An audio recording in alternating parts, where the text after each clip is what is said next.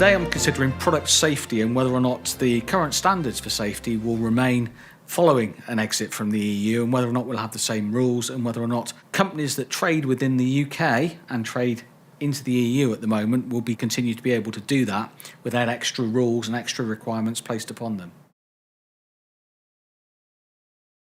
Pretty much in relation to product safety, we have evolved in the UK with the EU. So as the EU has developed product safety rules, we've taken them on. Early on, the first product safety legislation that the EU developed was in relation to electrical safety, and that was in 1973, and we took that on in the 1980s. But since then, toys, machinery, construction products, personal protective equipment, medical devices, we've all taken those on as they've developed within the EU. And in terms of positive effects, the extra protections which the EU presents, but also in terms of economies of scale that producers have and importers have, they can produce the same goods and they're being considered safe throughout Europe. So the UK consumers get a much better deal on the goods that they buy. So it's twofold, really. The main threats as I see them are going to be in relation to number one, our regulations developing in a different way to the EU regulations, which may be bad for consumers, but it will probably be bad for businesses as well, because you may need to produce different goods to sell them in Europe and sell them in the UK. There's going to be other threats in relation to us not being part of the general market surveillance framework and structures that exist throughout the EU, and therefore the EU gives us information and we provide the EU with information, and so any goods that are found unsafe in other markets, we can take them off sale here, and vice versa.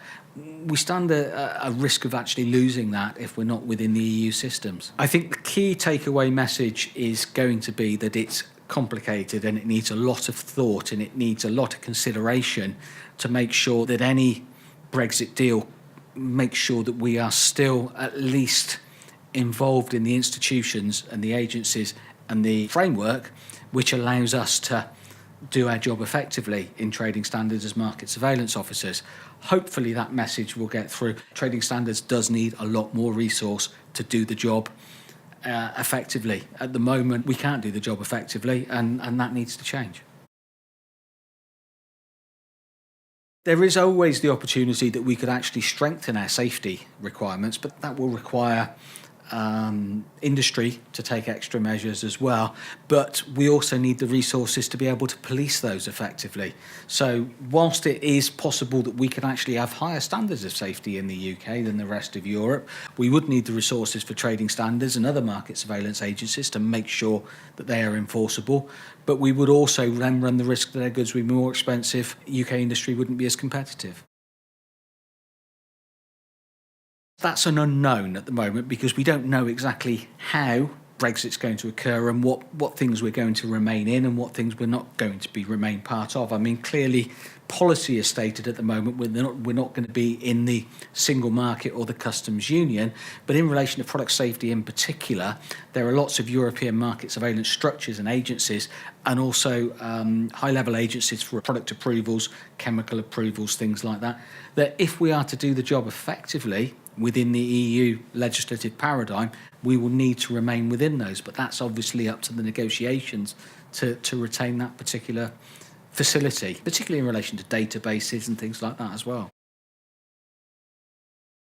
Theoretically, it shouldn't be any harder at all, but it will be less effective because they won't be working with the same information, they won't be dealing with the same agencies, working within the same framework. So on day one, day-to-day work will remain effectively the same for the field officer going out and dealing with problems. But once they find problems, they won't have that European framework anymore to fall back on. They won't necessarily have RAPEX and ICSMS and that mutual recognition and reciprocity that we have at the moment that ensures that when problems are found in the UK, they're communicated elsewhere, but also they won't have that information to fall back on, right, well, this problem has been found in another member state and now we need to take action on it. They'll be starting from first principles again. First of all, central government should be listening to the trading standards profession, which hopefully here today they are. And so, whilst we present the challenges and the issues that need to be addressed for Brexit, if it occurs, to be a smooth transition, but at the same time, they need to be making resources available for market surveillance for all areas of trading standards to ensure that this transition actually is effective and works for both the consumer and businesses based in the UK. There's got to be a two-way exchange. Businesses need to engage with trading standards, but trading standards need to be able to say to businesses, look, these are the potential changes, this is what's happening. These are the potential barriers you have if you're trading within Europe. But to be able to do that engagement, there needs to be the resource put into trading standards to actually give them the facility to engage, to spend time with business. Very often, because of resource constraints, they're dealing with business is always just about a single issue, single problem solving at that point in time, whereas what really needs to happen is a much more generalised forum for businesses to air their concerns, but they also need to be able to be communicated up to government, because individual trading standards departments can't influence the negotiations, the paradigm on its own, but this needs to be fed back up.